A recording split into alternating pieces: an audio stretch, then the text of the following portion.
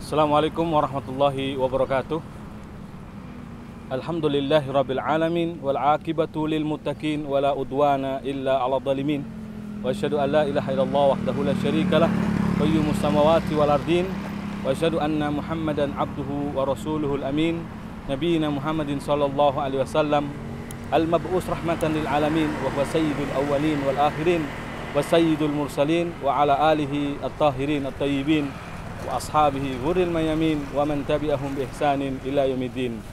Pemirsa Taubat TV yang dirahmati Allah Subhanahu wa taala, segala puji hanya milik Allah. Salawat dan salam semoga senantiasa tercurahkan atas junjungan Nabi kita yang mulia Nabi Muhammad Rasulullah sallallahu alaihi wasallam beserta para sahabatnya, keluarganya dan juga seluruh pengikut beliau sallallahu alaihi wasallam hingga hari kiamat kelak.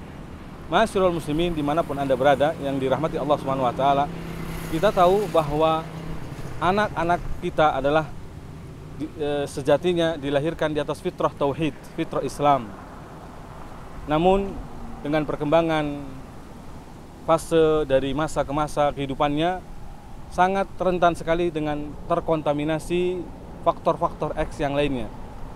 Kita tahu fitrahnya itu tentu di atas tauhid. Namun ternyata dari semua faktor yang mempengaruhinya ada faktor terbesar, yaitu keluarga. Di mana Nabi Shallallahu Alaihi Wasallam pernah bersabda, "Kullu mauludin yuladu 'alal fitrah." Setiap bayi yang dilahirkan itu di atas fitrah, yakni di atas Islam, di atas tauhid.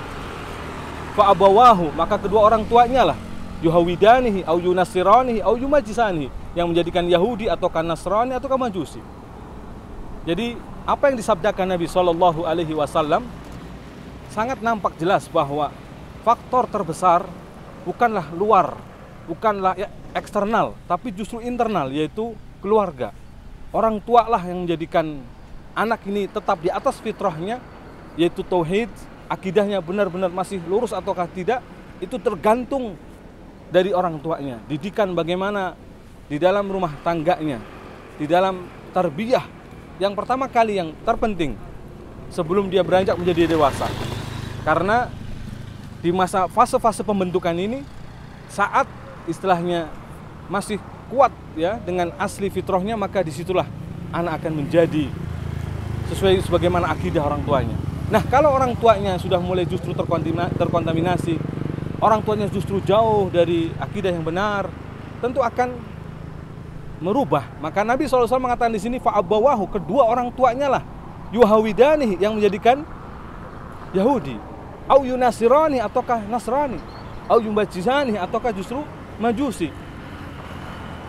Berarti di sini peran orang tua sangat besar. Akidahnya harus benar dijaga. Jangan sampai bagaimana caranya agar tidak terkontaminasi mungkin dengan tontonan yang di rumahnya, mungkin dengan duduk atau teman duduknya di luar sana, atau dengan lingkungan masyarakatnya atau bi'ah, atau bahkan sekolahannya. Itulah orang tua. Kalaupun masyaallah muslimin ya, andaikan di luar sana ya membuat akidah anak kita terkontaminasi, tetapi Masya Allah, ketika saringan atau filter akidah yang dibangun orang tuanya ini benar, baik, solehah, ya, lurus akidahnya, maka insya Allah anak-anak kita tetap di atas fitrahnya, yaitu di atas tauhid. Yang Allah Subhanahu wa taala pernah berfirman, "Khalaqtu ibadi hunafa." Aku ciptakan hamba-hambaku lurus di atas tauhid. Fa'atathum syaitan, lalu kemudian datanglah setan, fajtalathum an dinihim, baru setan itu merubah dari agama mereka. Jadi aslinya Masya Allah, anak-anak itu dilahirkan di atas fitrah, di atas tauhid lurus. Maka sebagaimana kita katakan tadi, sebenarnya justru faktor terbesar yang merubahnya, yang membuat terkontaminasi atau tidaknya adalah keluarga atau orang tuanya. Maka dari sinilah seorang suami atau istilahnya laki-laki yang saleh seharusnya ketika memilih untuk menjadi pasangan hidupnya dari istrinya, harusnya juga yang dipilih adalah yang baik agamanya. Yang Nabi mengatakan fadfar bidati din taribat yadak. Pilihlah yang baik agamanya, maka niscaya akan beruntung.